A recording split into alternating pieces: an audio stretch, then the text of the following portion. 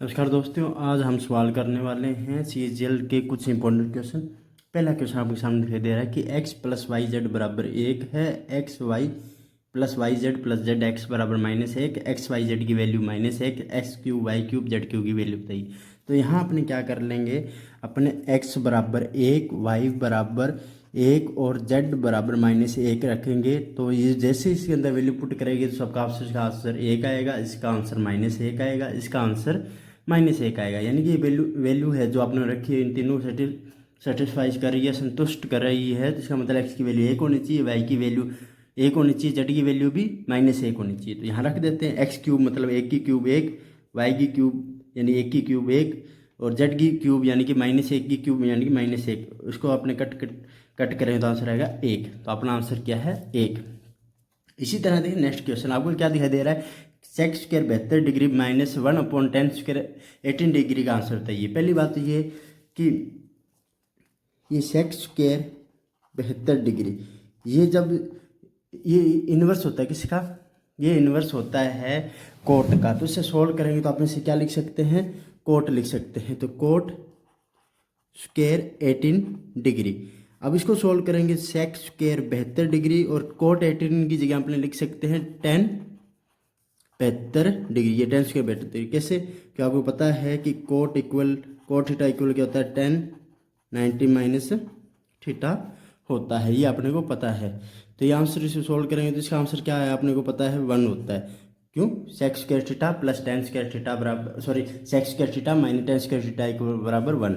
इसी तरह देखते हैं अपना नेक्स्ट क्वेश्चन। नमस्कार दोस्तों, अगला क्वेश्चन अपने करते हैं। आपने क्या दे रखा है, PQRS एक अपने को क्या दे रखा है, एक व्यास दे रखा है। ये एक प्रकार का सर्किल है जिसका व्यास है PQRS, जहाँ PQRS इक्वल है।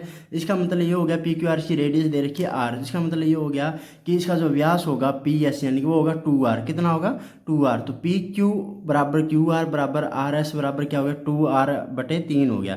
तो पहले लेंथ फाइंड करेंगे अपने से QS की। तो QS एक हाफ सर्किल है और यहाँ PQ भी एक हाफ सर्किल है। जो ये QS हाफ सर्किल बन रहा है ये, तो इसकी जो रेडियस होगी वो क्या होगी, वो होगी जो इसकी रेडियस होने वाली है वो होने वाली है 2R/3, 2R/3, 2R/3 प्लस में। अब ये जो सर्किल है PQ, इसकी जो डायमीटर है यानी व्यास है वो क्या होगा 2R/3 होगा। तो इसकी रेडियस क्या होगी 2R/3, इसका हाफ कर देंगे 2, ठीक है, पाई R होगी। वैसे आपको पता है इसकी सर्किल ये हाफ सर्किल है, तो हाफ सर्किल का जो ये सरकमफ्रेंस यानी परिधि होगा वो कितना होगा पाई R होगा। R की जगह यहाँ क्या लिखेंगे 2R/2 गुणा में 3, ठीक। इसी तरह ये बड़े वाला PS, इसकी जो परिधि होगी इसकी लेंथ क्या होगी पाई R होगी, क्या होगी पाई R। इसे आप अपने सोल्व कर लीजिए। इसको सोल्व करेंगे तो अपने पास आएगा आंसर। इसको सोल्व करेंगे तो ये देखिए, इसको सोल्व करेंगे तो अपने पास आंसर आ रहा है, पाई कॉमन ले लीजिए, ये आ रहा है 2R/3, ये आ रहा है R/3 प्लस ये आ रहा है R। इनको सोल्व करेंगे तो ब्रैकेट के अंदर अपने पास क्या बचने वाला है, ब्रैकेट के अंदर अपने पास बचने वाला है 2R। क्या बचने वाला है 2R, यानी कि आप इसे लिख सकते हैं 2πr अपना क्या आने वाला है आंसर, 2πr अपना क्या आने वाला है आंसर। इसी तरह देखते हैं अपना नेक्स्ट क्वेश्चन। अच्छा क्वेश्चन था ये।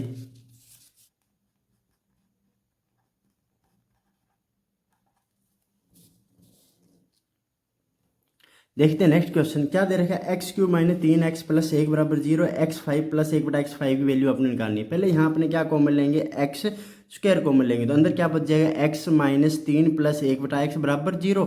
अब ये x² है यहाँ डिवाइड में चला जाएगा तो ये आपको पता है आंसर 0 आने वाला है। तो x + 1/x बराबर क्या आ जाएगा 3 इधर जाएगा तो प्लस हो जाएगा।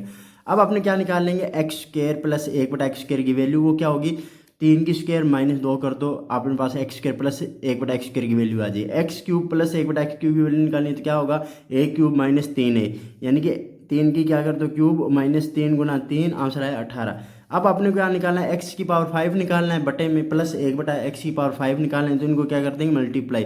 तो x5 + 1/x⁵ प्लस यहाँ अपने पास x + 1/x बराबर 126 बच जाएगा, ठीक है। क्यों 18 × 7 क्या हो जाएगा मल्टीप्लाई हो जाएगा। अब देखिए इसकी वैल्यू अपने को पता है x + 1/x की वैल्यू कितनी है 3 है, 3 इधर जाके क्या हो जाएगी माइनस हो जाएगी।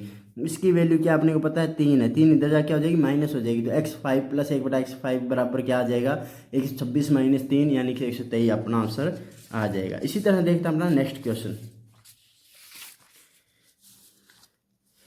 ये बिल्कुल सिंपल क्वेश्चन है। देखिए कि sex theta plus tan theta बटे में sex theta minus tan theta की वैल्यू क्या 2 प्लस √3 2 माइनस √3। आपको पता है सेक्स थीटा का मान 2 कब होगा, जब थीटा की वैल्यू क्या होगी 60 डिग्री होगी, या √3 टेन थीटा √3 मान कब होगा, जब इसकी वैल्यू क्या होगी 60 डिग्री होगी। ये सिंपल क्वेश्चन था। अब इसकी बात करते हैं।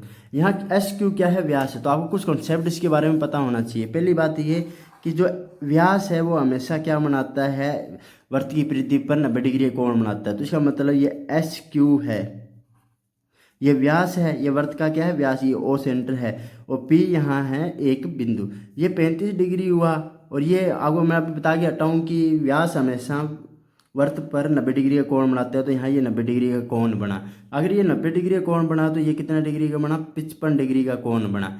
और एक जीवा एक वृत्त में यानी कि एक वृत्त के एक लघु सेगमेंट या एक ही सेगमेंट में यानी एक ही वृत्तखंड में हमेशा एक जैसा एंगल बनाती है। अगर यहाँ ये 55 बना रही है तो यहाँ भी ये कितना बनाएगी, 55 डिग्री ही बनाएगी। तो x का मान क्या हो जाएगा, 55 डिग्री हो जाएगा। ये भी बड़ा सिंपल क्वेश्चन था। इसी तरह देखते हैं अपना नेक्स्ट क्वेश्चन। अगेन यहाँ देखिए POQ एक वृत्त का व्यास है, POQ एक वृत्त का व्यास। अगर ये वृत्त का व्यास है तो यहाँ R क्या होना चाहिए, अगर ये वृत्त का व्यास है और ये चक्रीय चतुर्भुज, चक्रीय चतुर्भुज का मतलब ये हो गया कि इसके जो अपने एक ऐसा वृत्त खींच सकते हैं जो इस चारों पॉइंट को टच करते हुए जाए। अगर ऐसा पॉसिबल है, ये वृत्त का अगर व्यास है, डायमीटर है, तो ये हमेशा परिधि पर कितने डिग्री कोण बनाएगा, 90 डिग्री का। तो ये मान होगा 90 डिग्री। और दूसरी बात ये, अगर ये चक्रीय चतुर्भुज है तो चक्रीय चतुर्भुज यानी कि इनके आमने सामने कोण हो, यानी S और Q का सम कितना होने वाला है, कोण S और SQ का सम कितना होने वाला है 180 डिग्री, यानी संपूरक होते हैं, सप्लीमेंट्री एंगल होते हैं। तो Q की वैल्यू यहाँ क्या आ जाएगी, Q की वैल्यू आ जाएगी 50 डिग्री। कितनी, 50 डिग्री। एक ट्राइंगल के तीनों एंगलों का योग हमेशा क्या होता है, 180 होता है। कितना होता है, 180 होता है। अपने से P पूछा गया था, अपने से एंगल P पूछा गया था, कितना होता है 180 डिग्री। इसको सोल्व कर लेंगे। ये अपने पास कितना है 90 दे रखा है, ये 50 140 में जाके माइनस होगा तो P की वैल्यू क्या आ जाएगी, 40 डिग्री आ जाएगी। ये बड़ा सिंपल क्वेश्चन था। इसी तरह देखते हैं अपना नेक्स्ट क्वेश्चन। ये क्वेश्चन बड़ा शानदार जानदार क्वेश्चन है। इसके लिए आपको पता होना चाहिए, जब भी ट्राइंगल के जो बाहर के जो एंगल है, जो एक्सटीरियर एंगल, उनके बाइसेक्ट जहाँ मिलते हैं वो क्या होता है, वो एक बाहरी सर्किल का जो हम बोले तो एक्सटीरियर सर्किल बनता है, एक एक्सटीरियर सेंटर होता है। हालांकि अपने इसको अभी फाइंड कर लेते हैं। तो एक चीज़ बताना चाहूँगा कि ये देखिए, ये एक पूरी लाइन ऐसे खींचेंगे तो अगर ये 60 है, ये 60 है, तो यहाँ कितना आना चाहिए था, 120 डिग्री आना चाहिए। ये एंगल कितना डिग्री का होना चाहिए, 120, लेकिन ये 60 दे रखा तो ये कितना होगा 7। इसी तरह यहाँ ये पूरा एंगल 40 का, तो ये एंगल कितना होना चाहिए था 140, जिसमें 70 दे रखा तो ये रहा 70 डिग्री। अभी देखिए इसका मतलब ये हो गया, ये बाहरी एंगल एक त्रिभुज है, उसके बाहरी एंगलों का ये क्या है, बाइसेक्टर है, जो एक पॉइंट जिसका नाम नहीं दे रखा, अपन नाम P लिख देते हैं, P पर जाकर मिलता है। अगर ऐसी बात है, अगर ये बाइसेक्टर इस और इसको मिलाए, इस पॉइंट को सामने वाले जो अपोजिट पॉइंट को मिलाएंगे तो सामने वाली जो साइड है उसको हमेशा क्या करेगी, बाइसेक्ट करेगी। उस एंगल को क्या करेगी, हमेशा बाइसेक्ट करेगी। ये एक ट्राइंगल है, इसका एक एंगल 40 है, एक एंगल 60 है। अगर ये 60 है तो टोटल एंगल ये कितना होना चाहिए था, 80 होना चाहिए था, जिसे बाइसेक्ट करके ये क्या कर देगी, 40 डिग्री कर देगी। अब बात करते हैं कुल एंगल की, टोटल एंगल की, एंगल कितना आएगा। आपको पता है कि ये एंगल कितना, ये ट्राइंगल की बात करते हैं, एक्स की वैल्यू निकालेंगे पहले। इस ट्राइंगल में देखिए, बड़े वाले में एक कोण 40 डिग्री का है, ये बड़े वाला कोण ये 60, ये 60 120 का हो गया, 40 120 कितना हो गया 160 डिग्री। तो आपको पता है कि ट्राइंगल में तीनों कोणों योग 20 डिग्री होता है, तो ये कितना बचेगा 20 डिग्री बचेगा। ये कितना बचेगा 20 डिग्री बचेगा। इसी तरह यहाँ देखिए, ये 40 डिग्री है, बड़ा एंगल कितना है 40 और 70 110 डिग्री, यानी कुल कितना हो 150 डिग्री। तो ये कितना बचेगा यहाँ 30 डिग्री बच गया है। अब बात करते हैं इन छोटे वाले वाई की बात। अगर ये 60 है, ये 20 है, कुल कितना हो गया 60 और 20 कितना हो गया 80 डिग्री। तो 80 डिग्री आपको पता है ट्राइंगल के तीनों एंगलों का योग कितना होता है 180। तो वाई का मान क्या आना चाहिए था 100 डिग्री। वाई का मान क्या आना चाहिए 100 डिग्री। देख लीजिए 100 60 और 20 180 हो रहा है। इसी तरह इस एंगल की वैल्यू कितनी आएगी अपने पास, इस एंगल की वैल्यू भी आप एक लाइन पर हमेशा 180 डिग्री एंगल बनता है, तो बी की वैल्यू अपने पास क्या आनी चाहिए थी 80 डिग्री आनी चाहिए थी। चलो आज की क्वेश्चन यहीं तक, उम्मीद करता हूँ आपको समझ आई होगी। मिलते हैं नेक्स्ट क्लास में, तब तक जय हिंद जय भारत।